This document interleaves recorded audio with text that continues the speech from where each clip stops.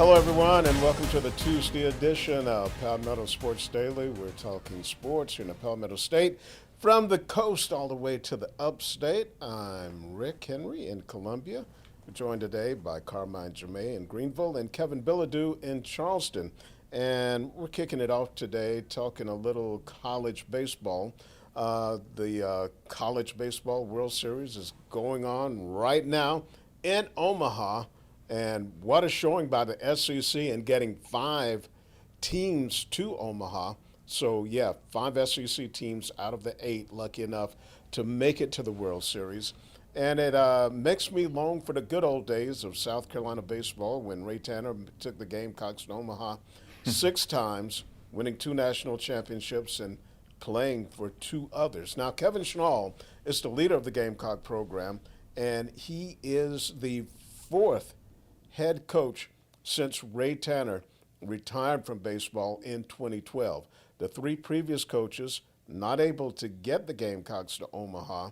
Now, Kevin Schnall, that is going to be one of his main tasks, not only to get South Carolina to the playoffs, but to get them to the College World Series. And it's not going to be an easy path.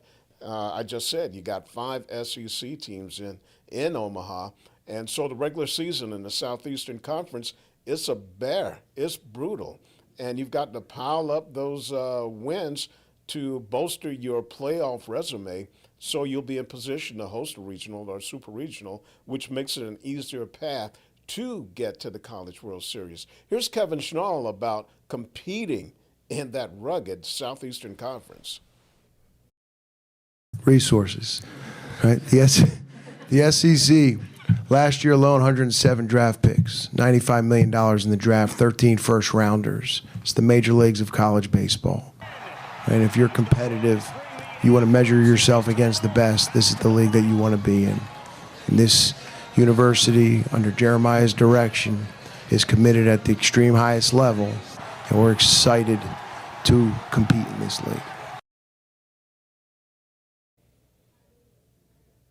Now, in Kevin Schnall's first year as Coastal Carolina's head coach, 2025, they made it to Omaha. They finished as the runner-up, and he was an assistant on the 2016 Chanticleer team that not only did they make it to Omaha for the first time, but they won the national championship. In both of those years, Coastal racked up more than 50 wins, and a lot of that is because they had great seasons in the Sun Belt Conference. Kevin, how soon do you think Kevin Schnall can produce a 50-plus win season with the Gamecocks? Well, 50 is going to be tough, especially in that SEC because it's such a balanced conference and it's so tough that I don't know if we're going to see anyone get 50 wins playing an SEC schedule anytime soon. I did want to ask you, Rick, this is the first time we've all been on since Friday, since the introduction of Kevin Schnall. What did you think of the, I guess I would say, over-the-top annex that South Carolina put on to introduce Kevin Schnall into Columbia, having him fly a helicopter onto the field? It was like Ric Flair in the Great American Bash in the 80s. I was just expecting him to have a long flowing robe as he got off that helicopter. I feel like they're setting him up big time, and if he doesn't come through and produce at least a trip to Omaha pretty soon, we're going to look back on that night and just say, what was South Carolina doing with all this? Kevin, when you've had the 2 seasons that South Carolina's had the past 2 years, you've got to do something. You've got to go in deep into your bag of the tricks to get this fan base re-engaged.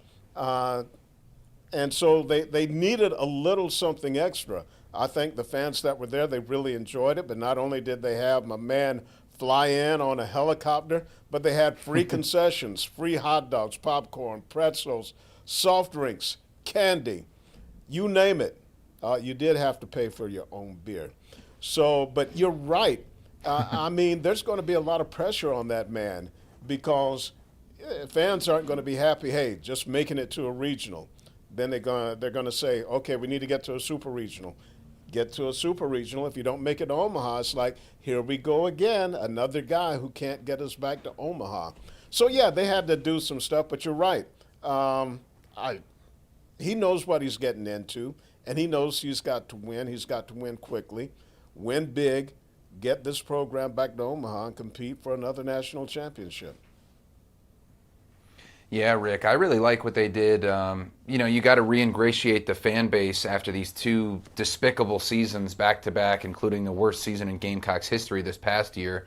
And Kevin Schnall, hey, you might as well pull out all the stops, like you said, with the helicopter, the concessions, maybe some free egg dogs for listeners of the program. Not sure if anybody combined those two food groups at the ceremony there for Kevin Schnall. That might not get this program off on the right foot if they chose to do that.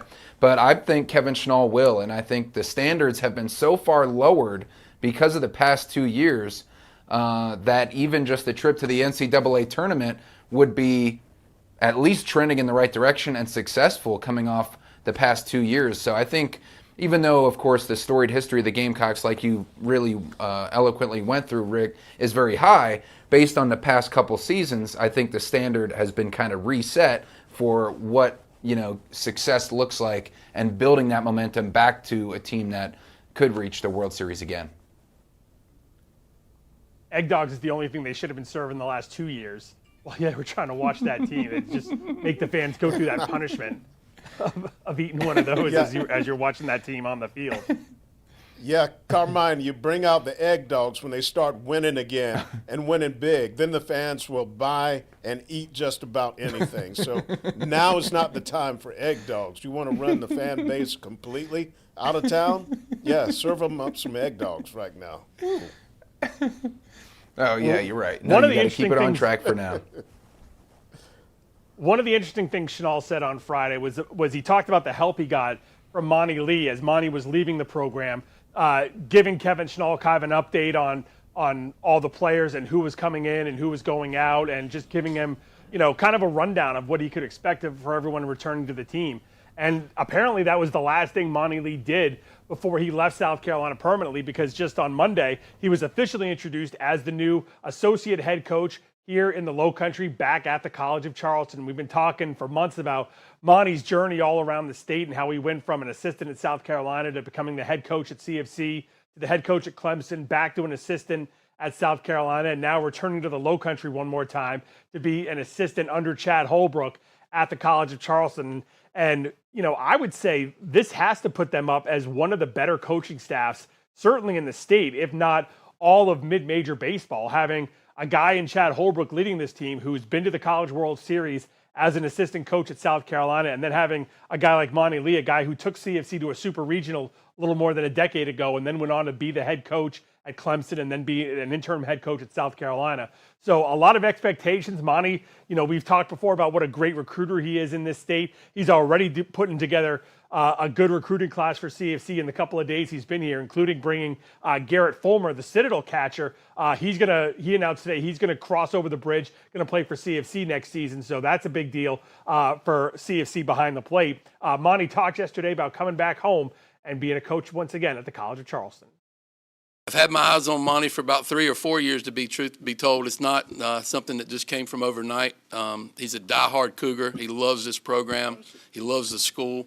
And when this opportunity presented itself, I just felt like it was a no-brainer. Just a really, really cool experience over the last few days when Chad gave me a call and began the process of talking about coming back to the College of Charleston. It was almost like a dream come true. I go back when he gave me the call and I met with Chad and we started discussing this, like all the great memories of my experiences at the College of Charleston just kind of came running back, and it's kind of an emotional thing, quite honestly. So really cool to see Monty Lee with that logo on and those colors on one more time, and once again being now an assistant coach at the College of Charleston, and we'll see what goes on in the coming years over for CFC, Carmine. Yeah, Kevin, great feel-good story coming full circle again. But just, maybe this was mentioned also in my vacation, but was there an opportunity for him to go back to the Gamecocks? I know it would be difficult going from interim head coach back to an assistant again, but was there anything about staying with the Gamecocks, or was there no cutting ties with that and then looking for another opportunity and landing at Charleston? I don't know, because they came out and said that Monty and the rest of the assistant coaches would not be returning. I don't know if there was an opportunity there once Kevin Schnall was once he was hired, if he would have retained Monty. So I don't know, but I'm personally, I'm happy to see him staying within the state. And you're right, Kevin. Talk about a super force there when it comes to recruiting here in South Carolina. There's so many good high school players here. And when you got two guys like that, they may not win all the recruiting battles with South Carolina and Clemson, but they'll have a good shot. So I'm just glad to see him get back to the College of Charleston, and we'll have a chance to talk about him and cover him for years to come.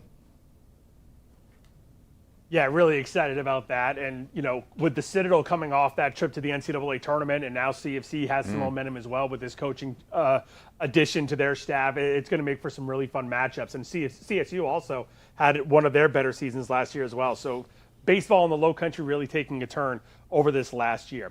We're just getting going here on Palmetto Sports Daily. We'll be back right after this.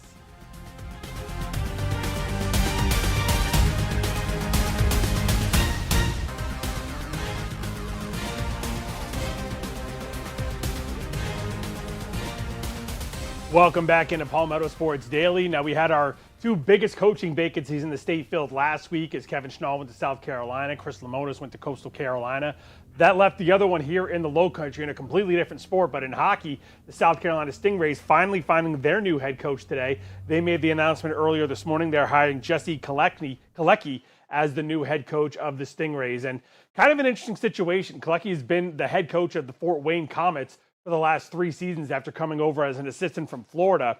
And late last week, it was announced that he was leaving Fort Wayne, decided he wasn't going to renew his contract there. He was going to become a free agent. Talked to him this afternoon. He said he didn't really know what was next for him, but shortly after he made the decision to not return to Fort Wayne, got a call from Stingrays president Rob Concannon. Concannon talked to him about the head coaching vacancy with the Stingrays, and he decided that taking over this program, a franchise that currently has 3 former head coaches that are head coaches now in the NHL, and also getting the chance to move down to Charleston was something that he just couldn't pass up. So as of this morning, he is now the new head coach of the South Carolina Stingrays. So it's not something we see too often where a coach from one team just moves over to another team in the same ECHL. But that's what we've got today, and he's a guy who took his team to the Western Conference Finals a year ago and won a division championship. And like I said, he was an assistant coach at Florida before that, a Florida team that just won their 4th Kelly Cup championship in the last 5 years. So he knows about a winning program, and very excited to see what he's going to bring to the South Carolina Stingrays coming up in the next few years. Kevin, how old is Coach Kalecki? He looks rather young. He's a young guy. I didn't get to see his birth certificate when I talked to him this afternoon, but I'm thinking later 30s a little bit. Okay, so what's the mood there in Charleston about this new guy? I mean, is there a lot of optimism, or people are kind of in the, well, we'll just wait and see? Little of both. I mean, the biggest problem the Stingrays have had the last few years is their lack of being a cohesive unit, really, especially with the head coaching position. They've had so many guys come in and out the last several years. The last couple have been just one and done.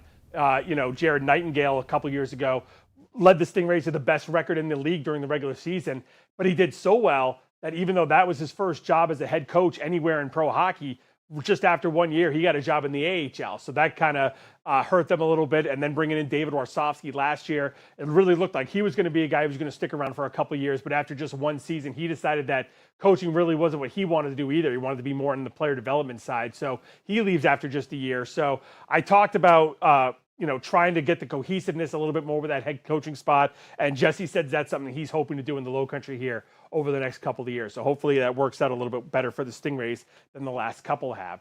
Over now to college wrestling, and we're going to have the return of one of the better probably events, I'd say anywhere in the state, as we find out today that the Citadel announces that the 3rd annual wrestling event on the Yorktown is going to be held coming up in November. Now, we mentioned last year when this was happening, the Bulldogs are going to host matches on the World War II ship right there. And you see this was last year's event. And after the first year, that's when we really had problems, as they held the matches at night. I believe it was on a Thursday night. And the condensation at that time of the year, once the sun goes down, really made it difficult for the guys to wrestle on the mat. They got in just a couple of matches before they had to call the whole thing off because of the condensation on the mat, and they just weren't able to keep things dry. This past year in 2025, they changed things up a little bit. They did the event on a Saturday and a Sunday and did it during the afternoon, and it really worked out well. It was homecoming for the Citadel. They had a home football game. I believe it was against Wofford. But before the football game started, they started the wrestling matches here in the morning. So just certainly one of the most picturesque events anywhere in South Carolina or anywhere in college sports, really, to see the guys wrestling over on the USS Yorktown. And here you see just some of the amazing shots they got as wrestling was going on this past November on the Yorktown. Yeah, Kevin, what a special venue there, able to compete on a World War II ship and with these military academies, the Citadel. I also saw Air Force being scored there.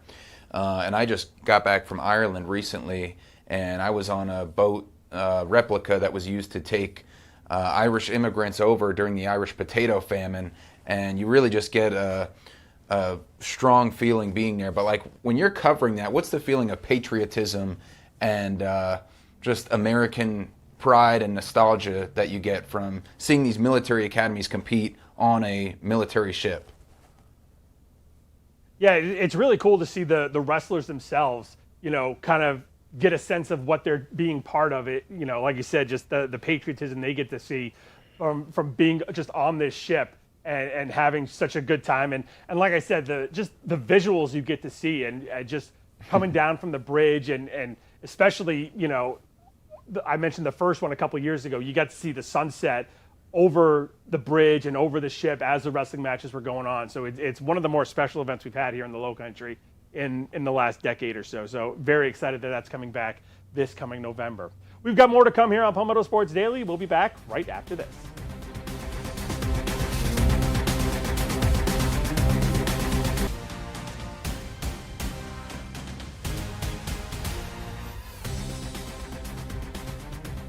Welcome back to Palmetto Sports Daily, and we celebrated 2 championships recently. For those in the Carolinas, it was the Carolina Hurricanes and the Stanley Cup.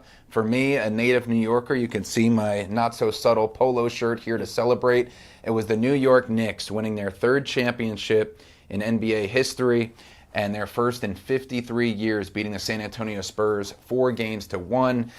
But they could have easily lost this series 4-1. That was kind of the crazy part of it. Down double digits in all 5 of these games in the first quarter. They didn't exactly get off to hot starts. They had one of the most epic comebacks in any sport ever that we'll remember for the rest of our lives in that Game 4, down 29 points, the largest finals comeback ever. Here you see the reaction right in New York City to the Knicks winning the championship. I'm from just an hour north of New York City, Westchester County, New York, Ossining, home of Sing Sing Prison, and I nearly needed to be locked up in there the way I was celebrating after the championship as well. But I was actually it was great to see how this brought the city and really the country together. I mean, look at all the different races, creeds, nationalities, religions that are pictured in these celebratory videos. Just a unifying moment for the Knicks and for sports in general in the entire country. Everybody got behind this team because it's the #1 market, underdog story for all these comebacks. And I was going through the airports, going to a wedding in St. Louis with my Knicks stuff on. Everybody was, several people, fist bumps, cheers. I was wearing my Knicks jersey on a Costco run yesterday. Fist bumps, high fives. How about those Knicks? One lady even honked at me to cheer in a very busy Costco parking lot. But guys, an incredible moment for us New Yorkers and really most of the country that hopped on the Knicks bandwagon and celebrated such a historic moment.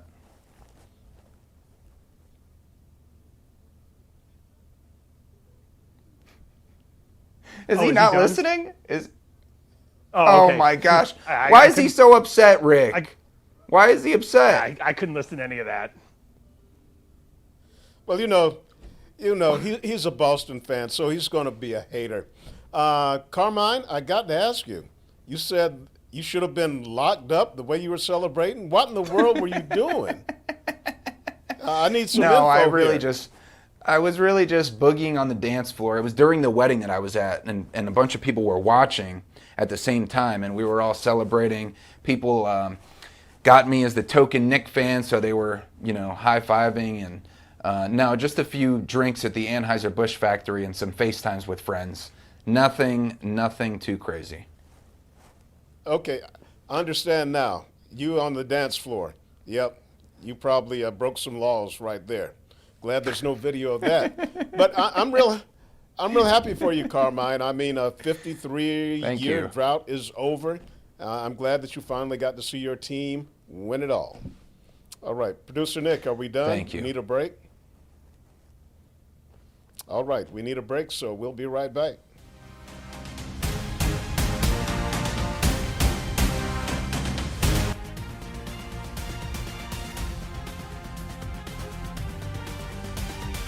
Welcome back to Palmetto Sports Daily, and we've got a really big treat for you on the right here on the Palmetto Sports and Entertainment Network. The South Carolina Athletic Hall of Fame banquet, which took place in May, is going to be aired right here on the station that you're watching us right now. It's going to take place Sunday, June 21st at 8 p.m. And there you see some video from the induction ceremony.